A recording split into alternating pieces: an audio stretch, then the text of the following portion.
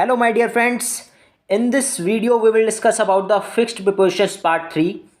In this video we will discuss about very important prepositions which we see or use in many sentences like to, of and many other prepositions. So we start. First preposition is to. To basically to कहाँ कहाँ पर use होता है, किन किन main important sentences के साथ to use होता है, इसके बारे में हम इस वीडियो में पढ़ने वाले हैं. तो जैसे लेसन है, लेसन के साथ हमेशा टू यूज़ होता है.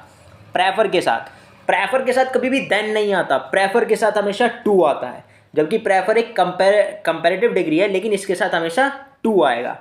Injurious, belong, invited, contrary, true, inferior, addicted, respectful, adept, attracted, condemn, prone, cling, adder, according, इन सभी के साथ टू का यूज़ होता है.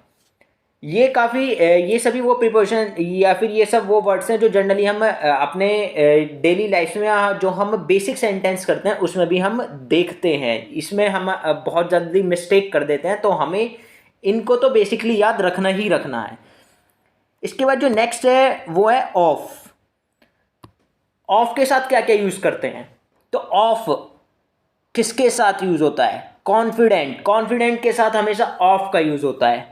बोस्ट ऑफ, बोस्ट का मतलब होता है डींगे मारना, तो बोस्ट के साथ हमेशा ऑफ का यूज़ होता है. फॉन्ड का ऑफ का मतलब शौकीन. कन्विक्टेड और एक्यूज्ड आपने जनरली सुना होगा, हम किसी आरोपी के लिए यूज़ करते हैं या फिर कोर्ट में यूज़ किया जाता है. आप न्यूज़पेपर में जनरली देखते होंगे ही इज़ कन्विक्टेड ऑफ या ही इज़ एक्यूज्ड ऑफ. तो कन्विक्टेड और एक्यूज्ड के साथ हमेशा ऑफ का यूज़ होता है. एक्विट का मतलब होता है दोष मुक्त कर देना, तो acquit of. Warning of, avail of, take care of, tired of, afraid of, certain of, short of, ashamed of, aware of, beware of, assured of, proud of, approved of, for lack of. ये सभी वो word हैं जो बहुत ज़्यादा हम sentences में use करते हैं या देखते हैं. तो इनको तो बेसिकली आपको पता ही होना चाहिए कि इन वर्ड्स के साथ कौन सी प्रीपोजिशंस यूज़ होती है.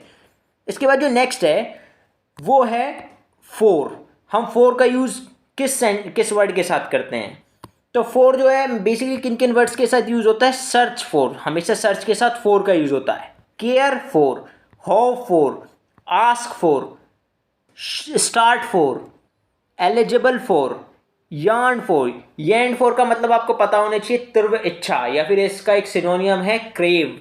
तो यार्न का मतलब होता है तीव्र इच्छा. Ambition for, compensate for, responsible for, fondness for, aptitude for, anxiety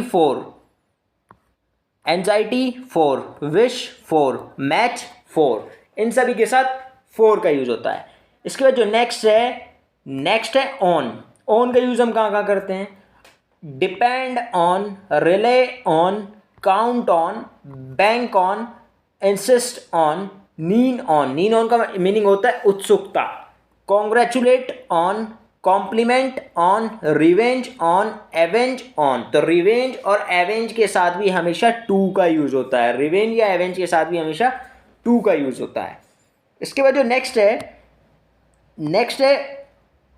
इन का यूज़ हम कहाँ कहाँ करते हैं, तो इनका जो सबसे पहला यूज़ करते हैं हम rich in, wanting in, lacking in, versed का इनका मतलब होता है निपुण.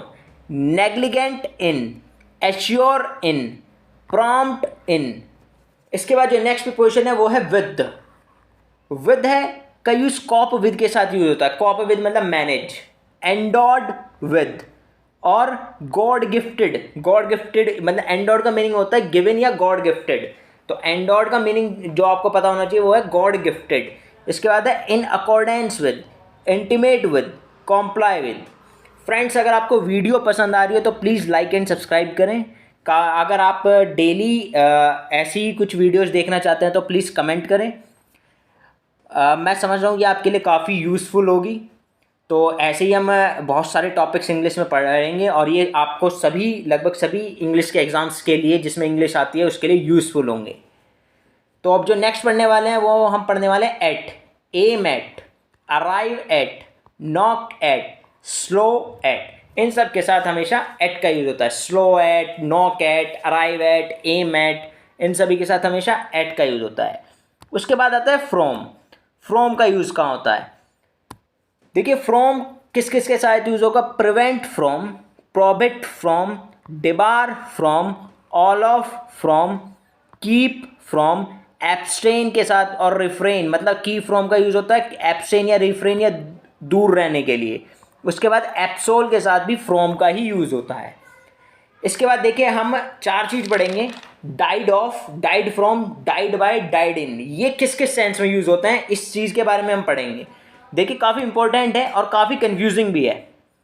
इंपॉर्टेंट भी है और काफ़ी कंफ्यूजिंग भी है ये। Died of, died from, died by, died in, हम इसका यूज़ कहाँ पर करते हैं, कैसे करते हैं, इसके बारे में हम पढ़ने वाले हैं। देखिए काफ़ी इंपॉर्टेंट है, समझिएगा। डाइड ऑफ, डाइड ऑफ का यूज़ कहाँ होता है? जहाँ पर इलनेस की बात हो। अगर इलनेस से मतलब कमजोरी से या किसी बीमारी से, डिजीज से, हंगर से, स्टारवेशन से मतलब भूख से मर जाना, थ्रिस्ट से, प्यास से, ग्रिफ से, दुख के कारण मर जाना, तो यहाँ पर डाइड ऑफ का यूज़ होता है। मतलब डिजीज़ के साथ, हंगर के साथ, स्टारवेशन के साथ, थ्रिस्ट के साथ, ग्रिफ के साथ, इन सभी के साथ हमेशा डाइड ऑफ का यूज़ होगा। शेम ऑफ, हाँ अभी हम हमेशा कहते हैं शेम ऑफ, तो हमेशा शेम ऑफ के साथ शेम के साथ क्या यूज़ होता है, इसीलिए ऑफ यूज़ होता है। ये तो हम जनरली बहुत ज़्यादा देखते हैं। उसके बाद जो नेक्स्ट आता है डाइड फ्रॉम। डाइड फ्रॉम का कहाँ पर यूज़ होगा? वाउंड, घाव से मर जाना, मतलब किसी चोट से, इंजरी, जैसे मैंने भी बताया चोट से। Overeat, overdrinking, food poisoning और माइजरी, मतलब food poisoning, overdrinking, overeat, injury या घाव से मर जाना, इस सब के लिए डाइड फ्रॉम का यूज़ होता है। Wound from, injury from, over drinking, died from over drinking, या फिर डाइड फ्रॉम फूड पॉइजनिंग, तो इसका यूज़ ऐसे करते हैं। इसके बाद जो नेक्स्ट है डाइड बाय। डाइड बाय का यूज़ कैसे करते हैं? सुसाइड के लिए डाइड बाय का मतलब कैसे मरा, तो सुसाइड, जब कभी सुसाइड की बात होगी तो डाइड बाय सुसाइड या डाइड बाय वायलेंस, तो वायलेंस के साथ और सुसाइड के साथ हमेशा डाइड बाय का यूज़ होता है। उसके बाद जो नेक्स्ट है वो है डाइड इन। डाइड इन कहाँ पर यूज होता है? एक्सीडेंट में, बैटल में, बैड में, अर्थक्वेक में, मतलब कोई भी अगर डिजास्टर टाइप चीज़ है या फिर बैटल है, एक्सीडेंट है, इन सब के लिए हमें इनका यूज़ होगा। मतलब died in accident, died in battle, died in earthquake, तो अर्थक्वेक, एक्सीडेंट, बैटल, इन सभी के लिए हम डाइड इन का यूज़ करते हैं। तो फ्रेंड्स ये फिक्स्ड प्रीपोजिशंस का थर्ड पार्ट था। अब फिक्स्ड प्रीपोजिशन लगभग सभी कंप्लीट हो चुकी हैं। जो बेसिकली हम अपने सेंटेंसेस में यूज़ करते हैं वो सभी तो कंप्लीट हो ही चुकी हैं। इसके बाद जो हम नेक्स्ट चैप्टर पढ़ने वाले हैं वो पढ़ने वाले हैं टेंसेस। मोस्ट इंपॉर्टेंट पार्ट होता है इंग्लिश ग्रामर का, जैसा कि आप लोगों को पता है सबसे ज़्यादा कन्फ्यूजिंग इसी में होते हैं। अगर आपका टेंस क्लियर हो जाता है तो ये समझिए कि आप लगभग 40% इंग्लिश को सीख चुके हैं, ठीक है ना। तो ये मोस्ट इंपॉर्टेंट पार्ट है आपका टेंस, आपको ये काफ़ी यूज़फुल होगा। हम अगली जो नेक्स्ट वीडियो है उसमें हम टेंस टॉपिक ही स्टार्ट करेंगे। अगर आपको वीडियो पसंद आ रही हो तो प्लीज़ वीडियो को लाइक करें, शेयर करें और चैनल को सब्सक्राइब करें।